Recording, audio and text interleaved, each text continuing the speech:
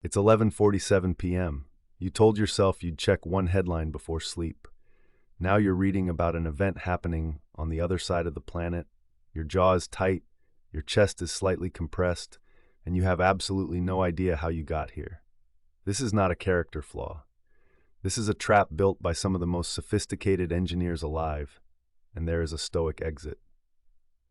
By the end of this video, you're going to have the exact 5-minute reset. 3 specific steps, including a breathing trigger and a 3-line journal prompt that you can use tonight to break the loop.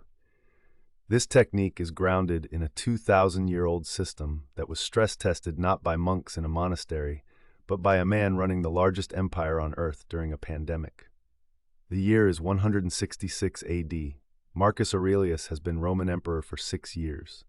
He is already managing a war on the eastern frontier with the Parthians when his own returning soldiers carry home something far worse, the Antonine Plague, which will kill between 5 and 10 million people over the next 15 years. Simultaneously, Germanic tribes are breaching the northern borders. The Senate is fractious. Philosophers he respects are dying. And every single morning, Marcus Aurelius sits down and writes in what we now call the Meditations. Not for publication, but as a private mental calibration tool. He is doing something so specific and so disciplined that modern cognitive behavioral therapists have essentially rediscovered it. He is sorting every problem he faces into 2 columns, what he can change and what he absolutely cannot. That sorting system has a name. It's called the dichotomy of control, and it comes formally from Epictetus, a man who had been a slave, who had experienced genuine powerlessness, and who wrote this in the Enchiridion around 125 AD. Some things are in our control and others not. Things in our control are opinion, pursuit, desire, aversion. Things not in our control are body, reputation, command, and in one word, whatever are not our own actions. Now here is the brutal modern translation of that principle. The news feed is almost entirely composed of things not in your control. The election result, the war, the economic report, the celebrity scandal, the climate data, you are consuming information about events where your engagement changes nothing. Your nervous system, however, does not know that. It is responding as if you personally need to act. This is the root error that Stoicism diagnoses. It's not that staying informed is wrong, it's that we have confused consumption with agency. When you read about a disaster, your brain generates a stress response designed to prepare you for action. But there is no action, so the stress loops. And the algorithm, which measures engagement, which spikes when you're distressed, feeds you another disaster, then another. Epictetus called this pattern giving assent to impressions that don't belong to you. Every headline is an impression, a representation of an event hitting your mind. The untrained response is to immediately absorb it, feel it, react to it, share it, and search for more. The Stoic practice is to pause between the impression and the response and ask one question: does this belong to my column of control or the other one? Back to Marcus Aurelius, because his situation matters here. He wasn't scrolling Reddit, but he was receiving dispatches. Messengers arrived daily with updates from the plague zones, from the frontier, from the Senate. He couldn't ignore them. He was emperor. But in Meditations, Book 5, he writes, "You have power over your mind, not outside events. Realize this, and you will find strength." He wasn't advising detachment from responsibility. He was practicing triage. Triage. That word is key. A battlefield medic performing triage doesn't panic at the scale of the wounded. They sort. This person needs immediate action. This one can wait. This one is beyond my help right now. They move efficiently because their criteria are clear. Marcus Aurelius was triaging information using the dichotomy of control as his sorting filter. You can do exactly the same thing with your feed. Here is something most people don't realize about that period. Marcus Aurelius did not stop reading dispatches, and he did not collapse into helplessness. He sent doctors to plague regions, he personally funded grain distribution, he reorganized military deployments, all actions that were in his control. And he did not write obsessively about the plague in the Meditations. He wrote about his own responses, his own judgments, his own discipline. He triaged inward. We are now at minute 4, and here's the question that actually matters. Knowing all of this, Why can't you just stop scrolling on your own? Why does understanding the problem not fix it? The answer is that the dichotomy of control is a cognitive tool, but the scroll habit is a physiological loop. You need a physical interruption before the cognitive tool can work. That's what the 5-minute reset is for. And here is exactly how it works.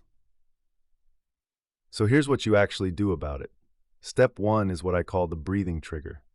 And this is non-negotiable because it interrupts the physiological loop before your thinking brain can even engage.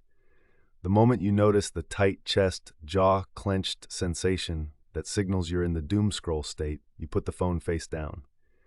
Then you breathe in for 4 counts, hold for 4 counts, out for 6 counts. You do this exactly twice, 12 seconds total. This activates the parasympathetic nervous system and creates a gap. That gap is everything.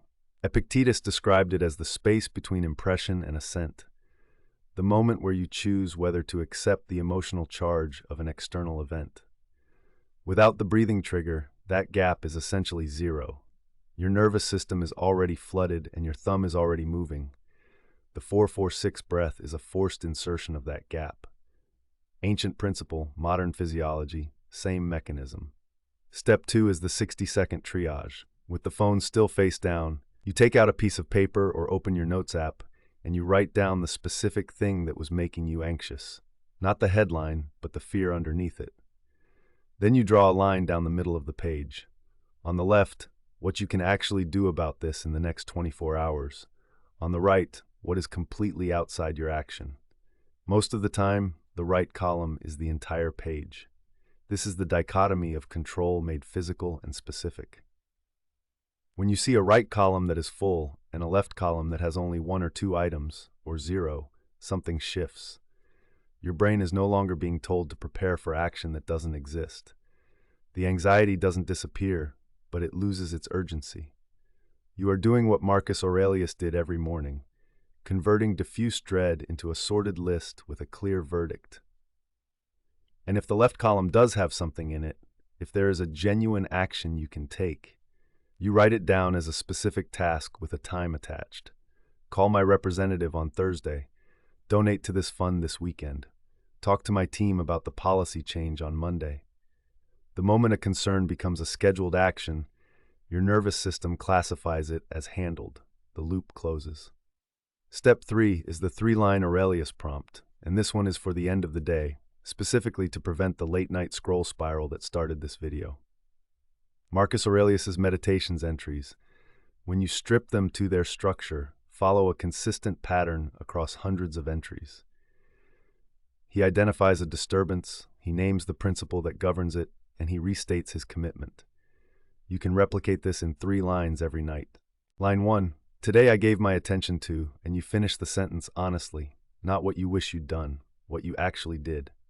Line 2, what I cannot change about this is, and you write out the part that is genuinely outside your control.